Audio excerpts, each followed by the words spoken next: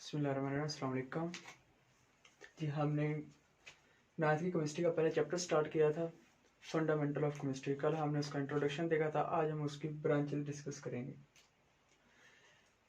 Chemistry की total 8 branches हैं और सबसे पहले हमारे पास physical chemistry, the branch of chemistry in which we study relationship between composition and physical properties. ठीक है, केमिस्ट्री के इस शाख में हम रिलेशनशिप को बयान करते हैं। कैसा relationship? Relationship between composition and physical properties. ठीक है, किसी भी मैटर की जो कंपोजिशन है और उनके दरमियान जो फिजिकल और उसकी जो फिजिकल प्रॉपर्टीज है उनके दरमियान जो रिलेशनशिप है उसको हम डिस्कस करते हैं फिजिकल केमिस्ट्री में। इसके हम एक एग्जांपल ले लेते हैं, देखते हैं कैसे करते हैं। हमारे पास एक एग्जांपल है वाटर। ठीक है, कल भी हमने इंट्रोडक्शन में भी देखा था, तो इसकी कंपोजिशन हम डिस्कस कर लेते हैं। कंपोजिशन क्या है? वाटर किन चीजों से मिलकर बना है? ये मैटर है, पीस ऑफ मैटर, ये किन चीजों से मिलकर बना है इसको हम डिस्कस करते हैं कंपोजिशन में। जैसे कि ये किससे मिलकर बना है? हाइड्रोजन और ऑक्सीजन से। ठीक है, ये होगी इसकी कंपोजिशन। अब रिलेशनशिप क्या है कंपोजिशन का फिजिकल प्रॉपर्टीज के साथ? जैसे कि फिजिकल प्रॉपर्टीज हम ले लेते हैं melting point and boiling point. ठीक है, अब देखें जी, जो वाटर का मेल्टिंग और बॉइलिंग पॉइंट है ये कंपोजिशन पे डिपेंड करता है कि अगर हाइड्रोजन और ऑक्सीजन आपस में मिलेंगे तो वाटर बनेगा, और वाटर का जो मेल्टिंग और बॉइलिंग पॉइंट होगा वो फिक्स होगा। अगर हाइड्रोजन और ऑक्सीजन इतनी क्वांटिटी में मिलेंगे या इससे ज्यादा कम या को साथ में कोई और एटम इन्वॉल्व होगा तो इसका क्या होगा? Boiling point and melting point तब्दील हो जाएगा, चेंज हो जाएगा। तो इस तरह से जो फिजिकल प्रॉपर्टीज होती हैं वो कंपोजिशन पे डिपेंड करती हैं कि अगर हाइड्रोजन और ऑक्सीजन मिलेंगे तो इनका मेल्टिंग और बॉइलिंग पॉइंट ये होगा। अगर ये दोनों आपस में नहीं रिएक्ट करेंगे, वाटर नहीं बनाएगा, कोई और मॉलिक्यूल बनेगा तो उसका मेल्टिंग और बॉइलिंग पॉइंट कोई और होगा, यानी कि चेंज हो जाएगा। तो इस तरह से फिजिकल प्रॉपर्टीज जो हैं वो कंपोजिशन पे डिपेंड करती हैं। अच्छा, और इसकी एप्लीकेशंस में 3 चीजें हैं: structure of atom, formation of molecule and behaviour of liquid solid gases.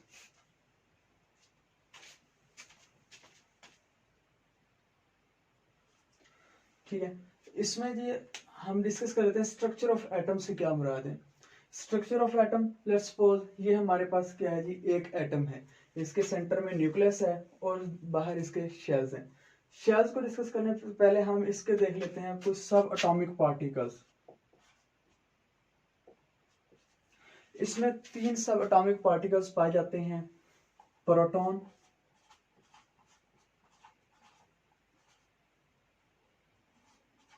Neutron और इलेक्ट्रॉन। प्रोटॉन जो है इस पे पॉजिटिव चार्ज होता है। न्यूट्रॉन जो है, ये लफ्ज न्यूट्रल से निकला है, इस पे कोई चार्ज नहीं होता। और जो इलेक्ट्रॉन है इस पे नेगेटिव चार्ज होता है।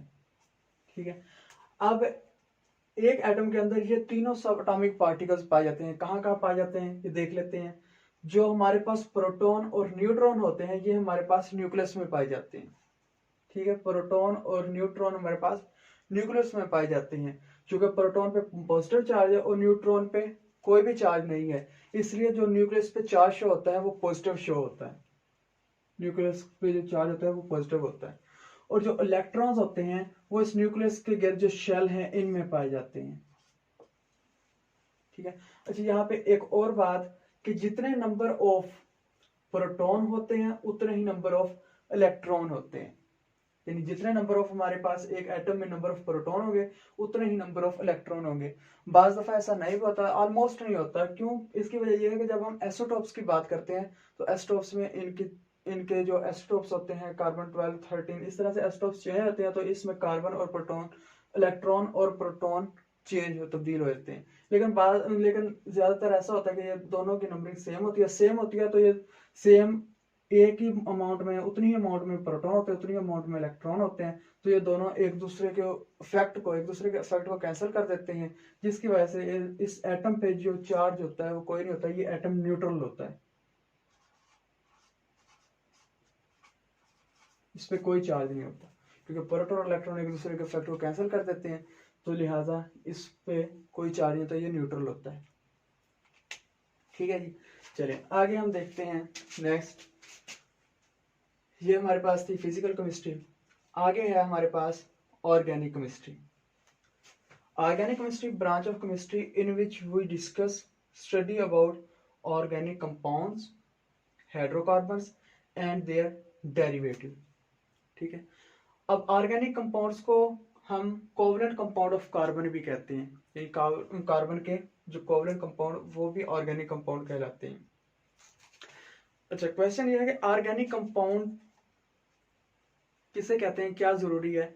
तो ऑर्गेनिक कंपाउंड ऐसे कंपाउंड है जिनके अंदर, जिनके स्ट्रक्चर में कार्बन का होना लाजमी है, एसेंशियल कार्बन इन स्ट्रक्चर। यानी ऑर्गेनिक कंपाउंड ऐसे कंपाउंड है जिनके स्ट्रक्चर में कार्बन का पाया जाना लाजमी है।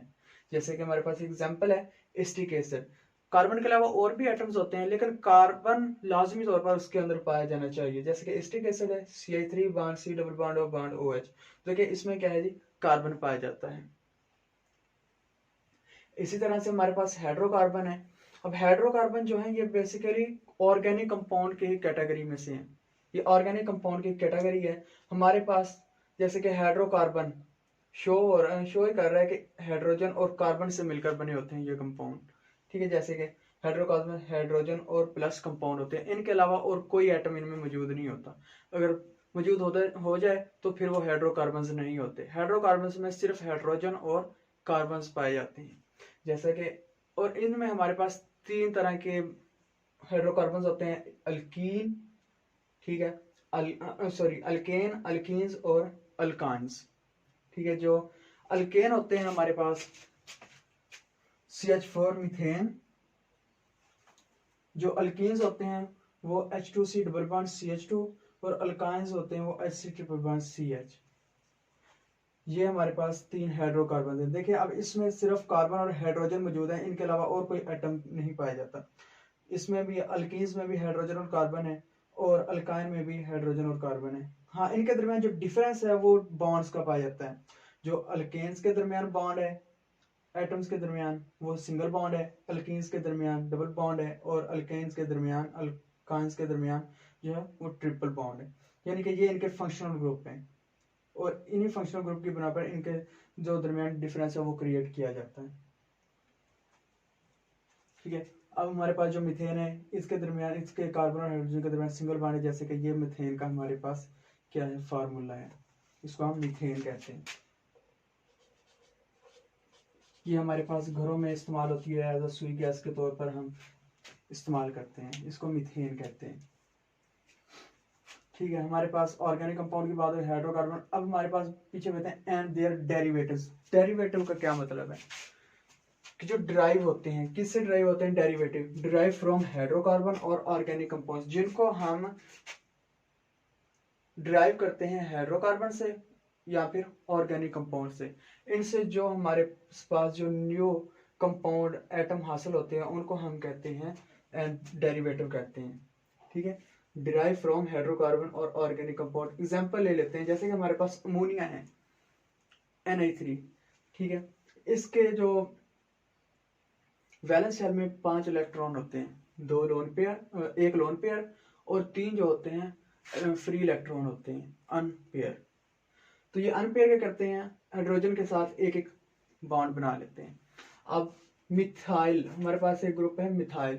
अब ये मिथाइल क्या है, फ्रीली हालत में पाया जाता है, फ्री रेडिकल के फॉर्म पे। ठीक है, अब ये मिथाइल अगर क्या करे, इस अमोनिया के किसी भी नाइट्रोजन को निकाल कर खुद इसके साथ बॉन्ड बना ले, फ्री रेडिकल है ना, तो ये इसके साथ रिएक्ट कर सकता है। तो ये क्या करे, इधर से अमोनिया में से किसी भी हाइड्रोजन को निकाल दे और खुद इसके साथ बॉन्ड बना ले, तो इस तरह से ये कंपाउंड बन जाता है, और इसका नाम क्या है जी, मिथाइल अमाइन। ठीक है, और ये क्या है, डेरिवेटिव है अमोनिया का। ठीक है, तो ये क्या है, डिराइव फ्रॉम, डेरिवेटिव किसको कहते हैं, डिराइव फ्रॉम हाइड्रोकार्बन और ऑर्गेनिक कंपाउंड। ठीक है, ये एक ऑर्गेनिक कंपाउंड है और अमोनिया, और इससे मिथाइल अमाइन ड्राइव हुआ है। ठीक है, नेक्स्ट हमारे पास है जी inorganic chemistry. the branch of chemistry in which we discuss all elements and their compounds. Branch in which we study all elements and their compounds except carbon and organic compound. Carbon और organic compound को हमने organic chemistry में discuss कर लिया था। अब जो पीछे बचे एलिमेंट्स और उनके कंपाउंड्स, उनको जब हम डिस्कस करते हैं तो उसको इनऑर्गेनिक केमिस्ट्री कहते हैं। यानी कि बाकी एलिमेंट्स, तमाम एलिमेंट्स और कंपाउंड्स को जिस केमिस्ट्री की ब्रांच में हम डिस्कस करते हैं उसको हम इनऑर्गेनिक केमिस्ट्री कहते हैं। जैसे कि एलिमेंट है हमारे पास Na एंड देयर कंपाउंड, और इसका कंपाउंड है NaCl। यानी इसमें कार्बन और ऑर्गेनिक कंपाउंड की डिस्कशन नहीं होगी, सिर्फ इनके अलावा जो बाकी एलिमेंट्स होंगे और उनके कंपाउंड्स होंगे उनको हम डिस्कस करेंगे। नेक्स्ट है हमारे पास बायोकेमिस्ट्री। ठीक है, जैसे कि शो हो रहा है कि ये दो नाम पर मुश्तमिल है, बायो एंड केमिस्ट्री। बायो का मतलब लाइफ और केमिस्ट्री का मतलब केमिस्ट्री। तो इसमें हम ये कह सकते हैं कि the branch of chemistry in which we discuss the chemistry of life. Chemistry of life, life यानी chemistry of living organisms. Living organism की हम केमिस्ट्री को डिस्कस करते हैं। अच्छा, in the branch of chemistry in which we study the composition, structure and reactions of substance. ठीक है, chemistry इस ब्रांच में हम किसी सब्सटेंस के रिएक्शंस को डिस्कस करते हैं, स्ट्रक्चर को डिस्कस करते हैं एंड कंपोजिशन को डिस्कस करते हैं। रिएक्शंस ऑफ सब्सटेंस, वेयर, कहाँ पाए जाते हैं ये रिएक्शंस, कहाँ होते हैं? Inside body of living organism. किसी भी लिविंग ऑर्गेनिज्म जैसे कि ह्यूमन बीइंग्स हैं, एनिमल्स, उनके अंदर, बॉडी के अंदर जो रिएक्शंस होते हैं उनके बारे में क्या कहते हैं, हम डिस्कस करते हैं, स्टडी करते हैं। एग्जांपल ले लेते हैं, जैसे कि हमारे पास कार्बोहाइड्रेट है। कार्बोहाइड्रेट में हमारे पास है जी, ये हमारे पास है ग्लूकोज C6H12O6।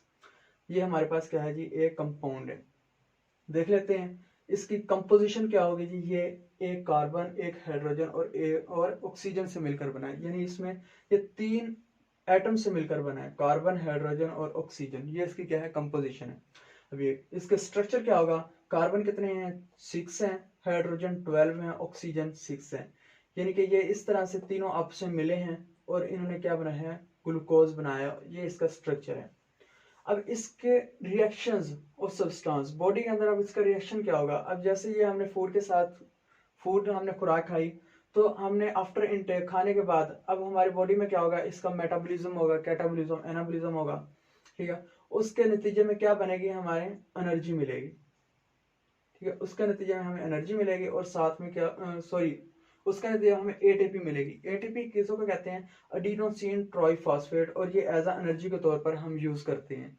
जो हम मूवमेंट वगैरह और सब वर्क करते हैं वो इसी के जरिए करते हैं। ये जो एनर्जी हमें एटीपी से मिलती है इसके जरिए, और प्लस हम हमारे पास वेस्ट हासिल होता है और उसको हम क्या कर देते हैं, एक्सक्रीट कर देते हैं।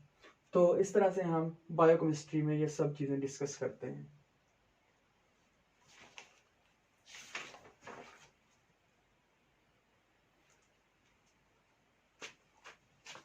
ठीक है, आज के लिए इतना ही। इंशाल्लाह नेक्स्ट लेक्चर में इसकी जो लास्ट 4 ब्रांचेस बच गए हैं वो डिस्कस करेंगे। तब तक के लिए अल्लाह हाफिज।